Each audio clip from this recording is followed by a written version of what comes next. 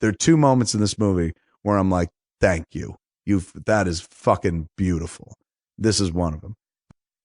A lot of people have theorized online that Batman was going to die. You see the trailers and, this Catwoman's just like, you don't owe these people anything. You've given them everything.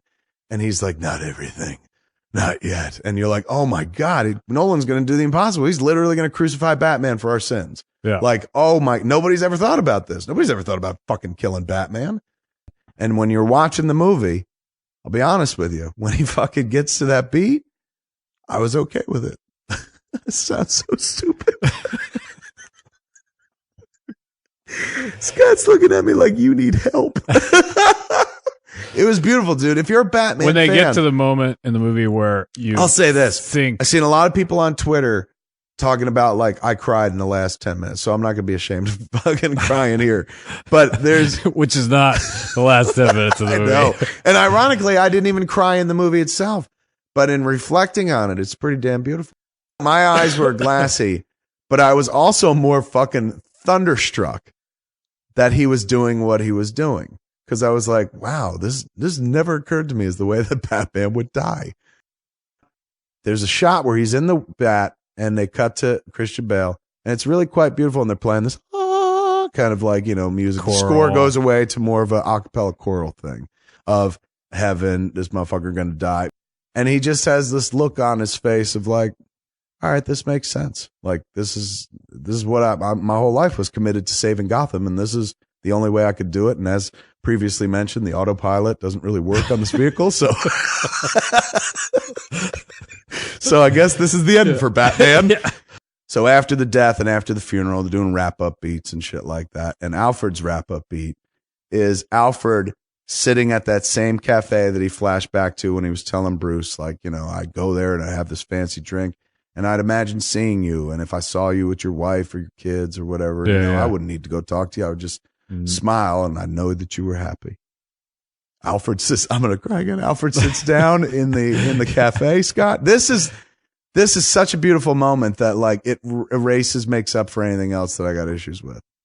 So there we are at the end of the movie, dude. And I'm delighted because this is where I get emotional because it was like, I can't believe I forgot. Because I remember when he said it up front, I was like, oh, this is going to get paid off. But Nolan does so much and throws so much at you throughout the movie. That you've forgotten. Completely misplaced it. But then when you see him in the cafe, I'm like, no, oh, this is going to be amazing. And he sits down and it's a replay of the thing he talked about earlier in the movie. And then finally he locks eyes. And Michael Caine is an amazing actor. Yeah. So his performance says it all. And what his performance in his face, Scott, what it says is the size of a tangerine. No, I was laughing because you're like, he's an amazing performer. I just flashed back to him singing Swanee River.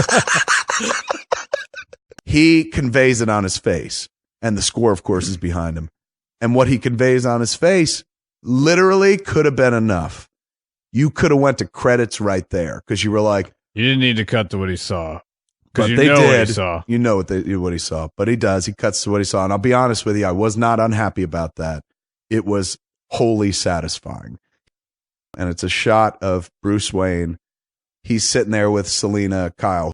And I'll be honest with you, I as much as you could have ended on Alfred, the fact that Bruce Wayne like is sitting there smiling, I swear to God, I get emotional about it. I'm like, finally, somebody gave this motherfucker a happy ending. This guy's sitting. Somebody took him to a Thai massage parlor. I mean, it's always ill for this dude. Every movie ends with like, if shit goes wrong again, I guess I'll come back. But I don't know if you guys realize this, but I did lose my parents. I'm very sad. So please limit the amount of time that you use me. When I'm not Batman, I'm sad man. Yeah, I'm blubbery man. I'll be honest with you. I would cry more than Fat Kev Smith. And this is, to me, the most satisfying moment.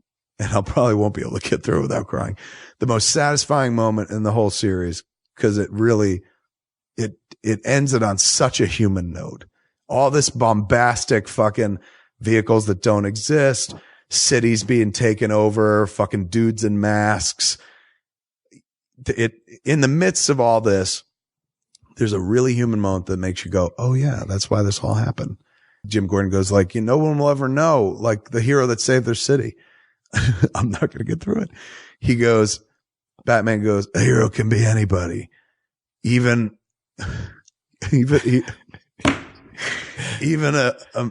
someone, I can't do it justice. I'm not going to. He goes, a hero could be anyone, even someone who does something as small as put the coat on the shoulders of a young boy to let him know that the world wasn't ending.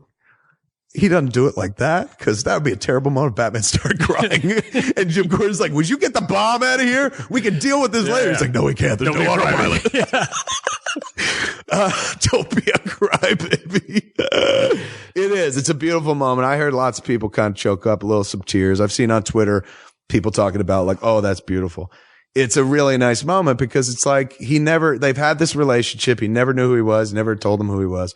And then before he takes off, he's just like, anybody can be a hero. You were a hero, dude. You saved my life one day. And that's why I do what I do.